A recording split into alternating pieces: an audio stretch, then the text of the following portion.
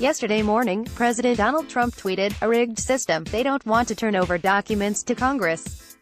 What are they afraid of? Why so much redacting? Why such unequal justice?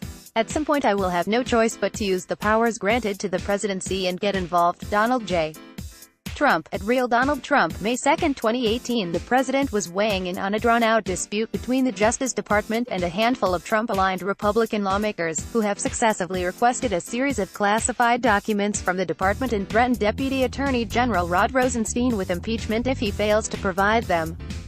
In late April, under pressure, Rosenstein provided former FBI Director James Comey's memos to the House Judiciary and Intelligence Committees. Now, as the New York Times and the Washington Post have reported, Republicans including Reps. Mark Meadows and Jim Jordan are requesting access to an unredacted copy of a Justice Department memo describing the scope of the Mueller investigation, and this time, the Justice Department has refused. Now that Trump has drawn attention to these apparent congressional efforts to undermine the Mueller investigation, it's a good time to review some legal, normative, and historical standards in an effort to measure how, once again, we may be boldly going where no one has gone before. Let's begin with a review of some legal and normative rules and standards governing various forms of information sharing. These rules and standards apply to information shared between the executive branch and Congress and also to information shared within the executive branch. For those who need a really deep dive into presidential norms, I can strongly recommend Daphne Renon's excellent forthcoming article on the topic, under several federal statutes, such as 50 U.S.C.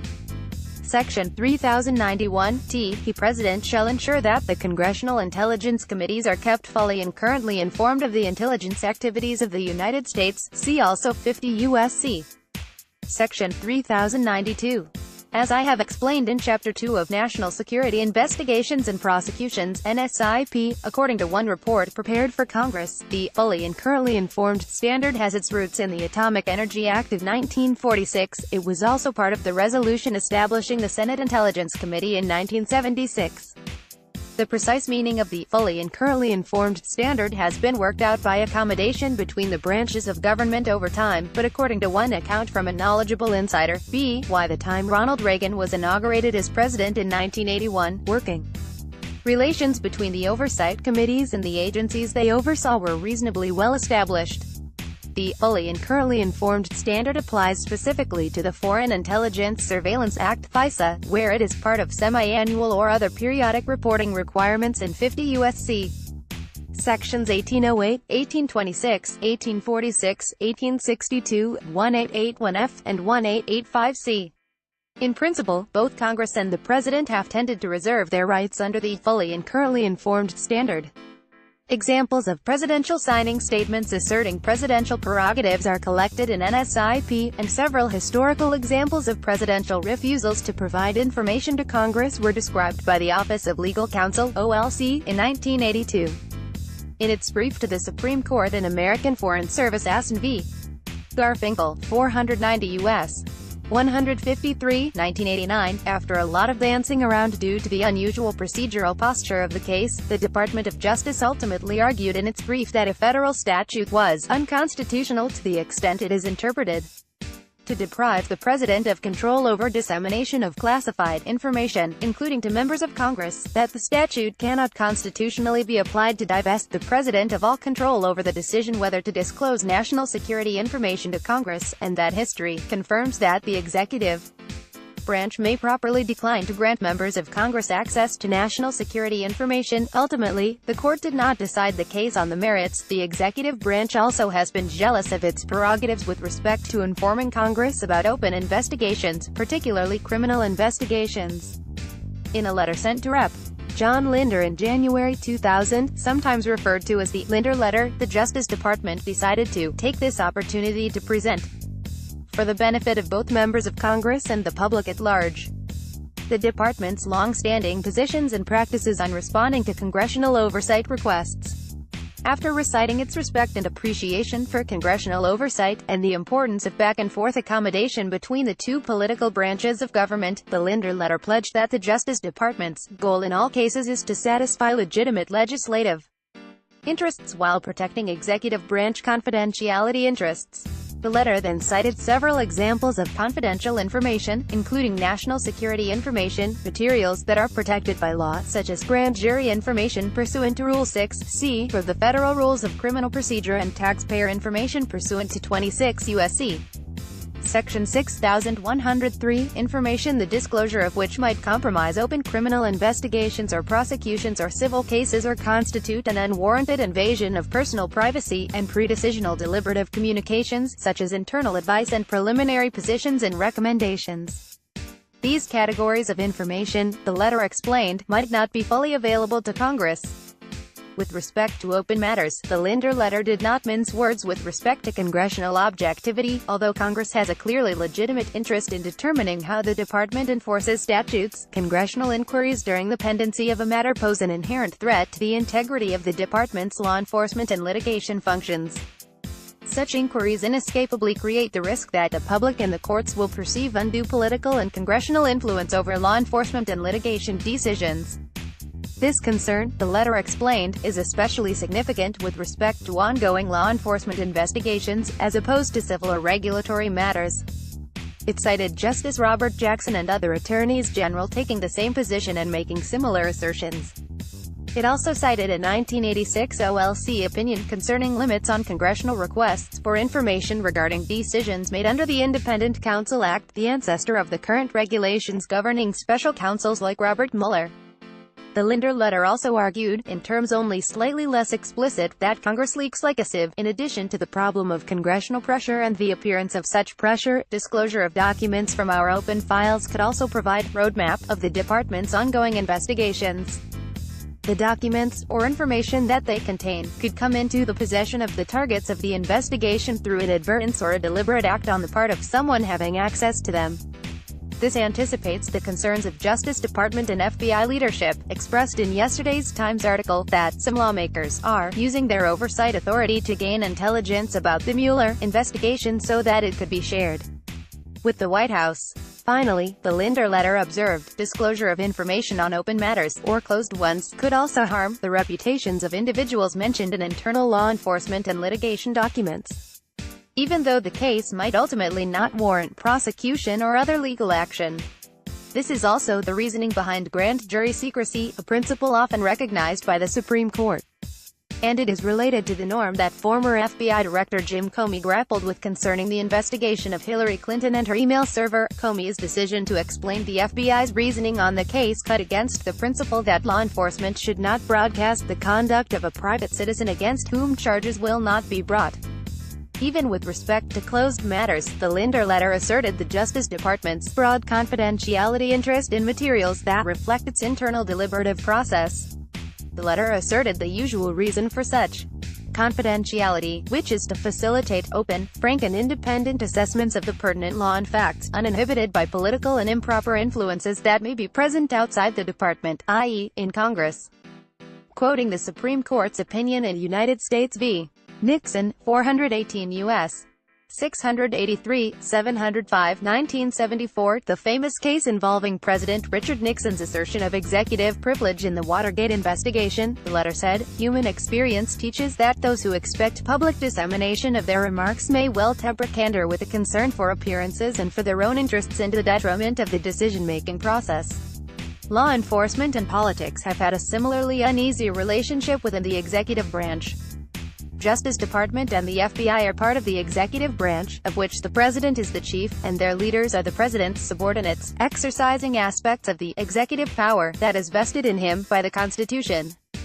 If the President directed Justice Department and FBI leadership to focus on drug dealing rather than financial fraud, or on gun running rather than crimes against children, they would rightly be fired if they refused to obey his policies. On the other hand, they would rightly be praised, and the President condemned, if they refused a presidential directive to prosecute this particular drug dealer because he is a Democrat, or this particular gun runner because she is a Republican. Richard Nixon showed us that level of intimacy between politics and law enforcement with his infamous enemies list, which outlined ways to use the available federal machinery, like IRS audits, to screw our political enemies. Since Nixon, every president, from Carter to Trump, has adopted policies limiting interactions between the White House and the Justice Department to protect the independence of prosecutorial decisions. The president may set law enforcement priorities and policies, but regardless of who occupies the White House, a bank robbery is still a bank robbery, and the American people have a reasonable expectation that crimes will be investigated and prosecuted in keeping with the president's constitutional obligation to take care that the laws be faithfully executed. That is why the United States Attorney's Manual flatly prohibits attorneys for the government from being influenced in making prosecution decisions not only by any subject's race, religion, sex, or national origin, but also by political association, activities or beliefs. There is a real norm of Justice Department independence from the president in the context of individual criminal cases, a real departure from the theory of a unitary executive branch. As former White House counsel Bob Bauer recently observed, there has been similar sensitivity, if not as much documentation, around White House interference in particular investigations or matters not involving the Justice Department. However, there has always been room for broader interactions between the White House and the Justice Department on matters of national security. Trump's memo on White House Justice Department contacts says that frequent communications between the White House and DOJ will be necessary on matters of national security and intelligence, including counterterrorism and counter-espionage issues. Accordingly, communications that relate to urgent and ongoing national security matters may be handled by specifically designated individuals. This exception does not relate to a particular contemplated or pending investigation or case absent written authorization from the counsel to the president. President Barack Obama's memo contained similar language, as did President George W. Bush's memo. This is not to say that Trump has followed his own administration's guidance. However, the demise of the FISA wall, which separated intelligence and law enforcement investigations, complicated the implementation of some of these norms to some extent.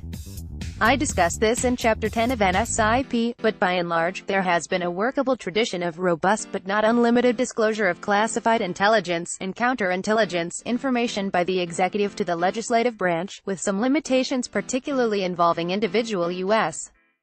persons, and far more limited disclosure as to ongoing criminal investigations, especially when not related to the national security.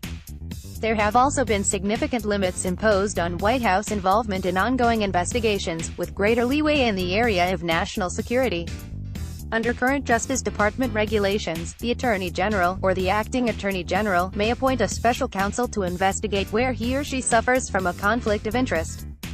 As Richard Nixon showed, an investigation of the president is the classic example of such a conflict, precisely because the president is the Attorney General's boss. Special counsel is supposed to have a higher degree of insulation from that sort of political pressure, as well as a reputation for integrity, and the experience necessary to ensure that his decisions will be supported by an informed understanding of Department of Justice policies. Strictly speaking, Bob Mueller appears to have been appointed under the organic Justice Department statutes rather than the special counsel regulations, as confirmed by his appointment order and in Mueller's own legal pleadings. Although he is expressly subject to certain of the regulations, a similar tension exists at the other end of the chain of command. Individual federal agents and prosecutors have political views, of course, and they remain free as citizens to express them on matters of public concern not pursuant to their official duties. It would be improper to discriminate against a federal career employee because of her political views. For example, it's no secret that FBI Director Louis Freeh disliked President Bill Clinton and thought he had a damaged moral compass, or that some FBI agents harbored deep antipathy to Hillary Clinton, but that alone would not disable them from doing their jobs. However, law enforcement officials are expected to ignore politics and their personal views on other matters when executing their official duties. They are bound to enforce the law regardless of whether the suspect or defendant is a Democrat or a Republican. And in part to ensure the appearance of apolitical justice and enhance public confidence, they are limited by federal law and policy in what they can say and do while on duty or using government facilities. If they can't abide by those limits, they can be reassigned or face other discipline. That is what happened to Pete Strzok, the FBI agent who was removed from Mueller's team based on his text exchanges with another bureau employee. That's the structure of rules and standards governing information sharing between Congress and the executive and within the executive branch.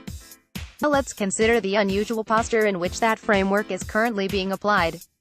As the Post-in-Times articles noted, Trump on May 2 tweeted as follows: "A rigged system. They don't want to turn over documents to Congress. What are they afraid of? Why so much redacting? Why such unequal justice? At some point I will have no choice but to use the powers granted to the presidency and get involved." Donald J. Trump, at Real Donald Trump, May 2, 2018. Prior tweets in the same vein include the following: What does the Department of Justice and FBI have to hide? Why aren't they giving the strongly requested documents, unredacted, to the House Judiciary Committee? Stalling, but for what reason? Not looking good. Donald J. Trump, at Real Donald Trump, April 7, 2018. So sad that the Department of Justice and the FBI are slow-walking, or even not giving, the unredacted documents requested by Congress. Embarrassment to our country.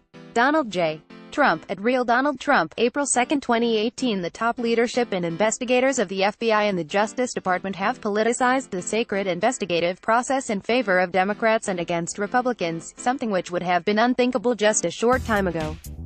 2017, the president told a radio talk show host that he was very unhappy with the Justice Department and lamented the political norms that maintain a separation between the president and federal law enforcement. The saddest thing is, because I am the President of the United States, I am not supposed to be involved with the Justice Department, Trump said. I'm not supposed to be involved with the FBI. I'm not supposed to be doing the kind of things I would love to be doing, and I am very frustrated by it. It's very discouraging to me. I'll be honest, I'm very unhappy with it, that the Justice Department isn't going. Maybe they are, but you know, as president, and I think you understand this, as a president you're not supposed to be involved in that process. These presidential statements are strange in many ways. First, they recognize a norm against presidential interference not only with respect to investigations, but implicitly with respect to the current document disputes, at least insofar as the president hasn't yet stepped in at the Justice Department with respect to something he obviously cares about deeply. But the May 2 tweet also contains an explicit threat at any time to breach that norm and use the powers granted to the presidency and get involved. This is similar to other market testing previously conducted by presidential tweet or statement. Perhaps another cycle of panicked reaction, i.e., publicly expressed opposition, will deter him. Second, the tweets don't make clear the norm that is in question. As discussed above, there is a strong general norm against presidential influence over Justice Department investigations. But the same is not necessarily true with respect to presidential influence over the Justice Department providing information to Congress about investigations. In that latter area, in fact, the opposite seems closer to the truth, which may have profound consequences. The norms permitting presidential involvement apply slightly differently with respect to classified information and information subject to executive privilege. With respect to classified information, there is a tradition of presidential consultation with departments and agencies before declassifying, but no one doubts the president's prerogative if he or she decides to get involved. The Supreme Court describes presidential authority here in very personal terms, relying on the Commander-in-Chief Clause of the Constitution. See, e.g., DEPT of the Navy v. Egan, 484 U.S. 518, 527, 1988. It would not be at all unprecedented or untoward for the President or other White House officials to participate and exert some influence in a declassification process. The same is probably true with respect to an agency's refusal to provide classified information to properly cleared members of Congress acting within their oversight jurisdiction. The White House would properly want to be informed and weigh in before an agency did something that might trigger a constitutional showdown. The same is true with respect to executive privilege, perhaps to an even greater degree. The Supreme Court has discussed executive privilege in personal terms regarding the president, although that is understandable, because the Nixon case literally involved presidential communications. More importantly, President Ronald Reagan's official policy was that only the president could assert executive privilege, and most other modern presidents seem to have followed that approach as a formal or informal matter.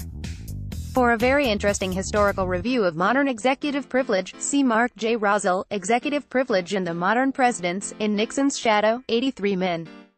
LREV. 69, 1999. In the Operation Fast and Furious controversy, Attorney General Eric Holder did not assert executive privilege but instead wrote a letter to Obama requesting that Obama assert the privilege, which he did.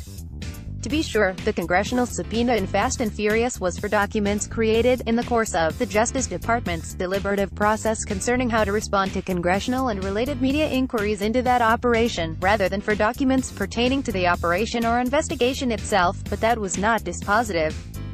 Holder almost surely would not have asserted executive privilege without presidential approval, even for documents pertaining to an ongoing investigation of particular individuals. The norm restricting presidential action with respect to congressional demands for Justice Department documents today does not concern influence over investigations, but instead conflicts of interest. Trump should not influence the Justice Department's decision on whether to provide documents to Congress, not because the documents pertain to an investigation, but because they pertain to an investigation of Trump and/or his close associates. That may be especially true in light of some of the prior shenanigans involving the White House and the House, specifically, House Intelligence Committee Chairman Devin Nunes, with respect to the Carter Page FISA warrant and related matters. As noted above, The Times reports that senior officials at the Justice Department and the FBI believe that members of the House are acting as a kind of cat's paw for the president. The difficulty, however, is that while norms may counsel or compel presidential inaction, with respect to the assertion of executive privilege there may be a need for presidential action. Is there a norm affirmatively requiring the president to follow the advice of his acting attorney general and assert executive privilege against his personal preference when he suffers from a conflict? That seems unlikely. The best one could hope for is probably presidential silence, or perhaps if there were a formal recusal, the vice president's decision on the matter. Could the acting attorney general successfully assert executive privilege against a congressional subpoena in the face of presidential silence? What would happen, in court or otherwise, in such a case? What would happen if the president, despite any applicable norms, filed a brief or statement or tweet, expressly disclaiming executive privilege with respect to the documents in question? These and other questions may provide many hours of amusement for OLC and the Legal Academy. But here and now they show why Rod Rosenstein is in a very tough position, and why he may feel compelled to lean in favor of disclosure to Congress, even if he will not provide every document the House has demanded. Historically, an appeal to House leadership might have helped because leadership has historically been somewhat more respectful of tradition, but Rosenstein has apparently already tried that, and failed. To properly resist a full-powered congressional onslaught, a federal agency needs active support from the White House, not grudging inaction with periodic threats to pull the rug.